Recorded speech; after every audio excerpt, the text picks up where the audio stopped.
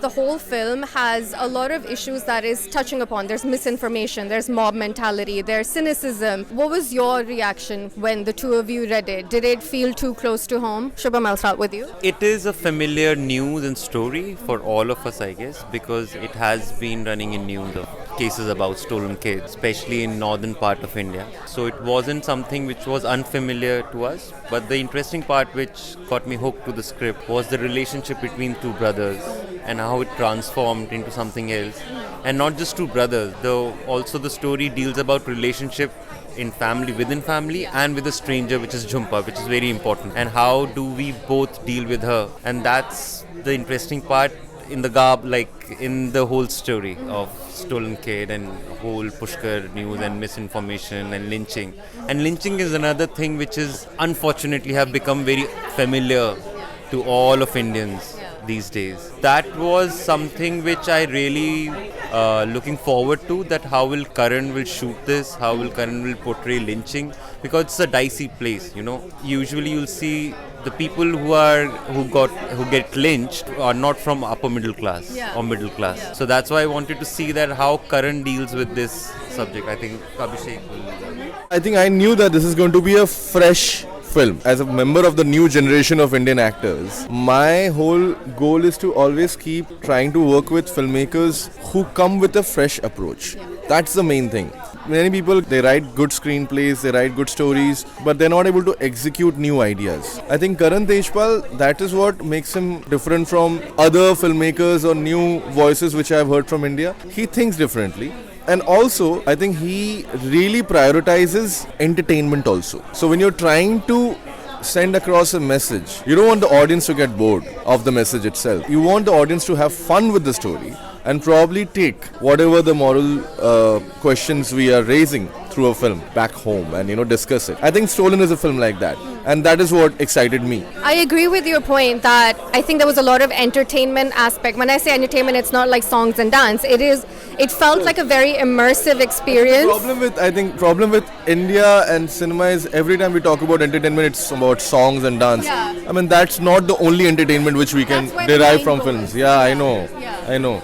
The storytelling, because storytelling becomes a huge aspect when you're trying to convey such a strong message. In terms of your performances, Abhishek, I'll start with you because there is a portion in the film, especially towards the second half, which was, I think, very emotionally, mentally, physically grueling. Take me through the process of shooting that bit. You're talking about the lynching scene, right? Yes. I don't know. I've always seen one thing is that how helpless a human is in a scenario like that. And if you see, it's always like somebody who's not even pleading anymore. You see most of the videos, they've given up. And I think that is what I did. For me, not only as a character, as an actor, I had given up. I didn't want to rehearse. I didn't want to prep. I just want to go and give myself up. And that's what I did. I derived the energy from the crowd. And my God, it was quite painful. Not physically, but mentally, to realize what those people go through, Yeah. It's one of my favorite scenes in the film. It was. Yeah. I guess it was favorite as well, but I don't know if favorite is the wrong word for me because I was at the edge of my seat and I was feeling helpless because obviously I know the whole story. I can see it from all angles because that's what the audience's perspective is. And I was feeling so helpless watching it. I wanted to scream. So, I don't know. Favorite, I mean craft-wise. I know, I get because a lot of times, the lynching, the imagery of lynching in our life is through viral videos. Yeah.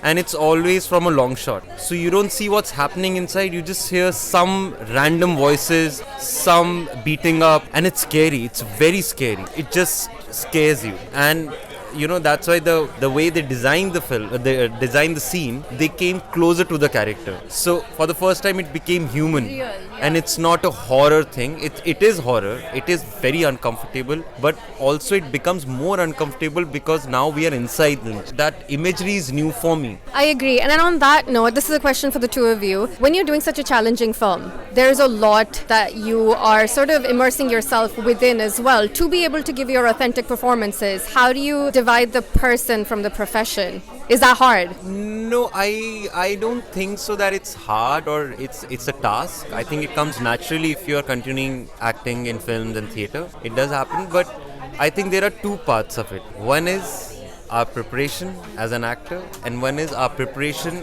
as a member of a team which is making a film, because you have to deal with weather, you have to deal with location, odd timings. So those are two different things. You have to just pocket them in that. Exactly. It used to take a toll on me on personal level, but I've learned this the hard way, that you leave your character back in sets. You don't get them back at home. No matter how much you try, some part of the character will always stay with you. But yeah, I mean, I try to switch on and off after the takes. It's difficult, but I'm still trying. I'm still exploring as an actor. Before I let you go, in real life, if you were faced with that situation at the train station, which is the first 20 minutes or so, would you help? Would you be a Raman or a Gautam? That's a very cruel question. Very cruel question. That's a very. The thing is that you would want to be a Raman, but I think there'll always be a Gautam talking you out of it. That's what's going to be. I will answer that for you. I asked Karan and Gaurav the same question, and they said Shubham is actually Raman. Actually, that's not true. I would like to believe it. But also, I think there is Raman in every one of us. Yeah. No one wants to just let this go. Everyone feels, I feel humans are beautiful and stupid at the same time. But I feel everyone wants to help, but it's the situation, your state of mind, your location. A lot of other things are playing in your mind that makes... Gautam will keep coming and talking to you about that. I think Raman is in everyone. It's just that the situation where sometimes you decide to help, sometimes you just pull back. Yeah. Well, on that note, thank you so much for your time, and I look forward to Solan getting a bigger release. Yes, hopefully. Yes. Yeah.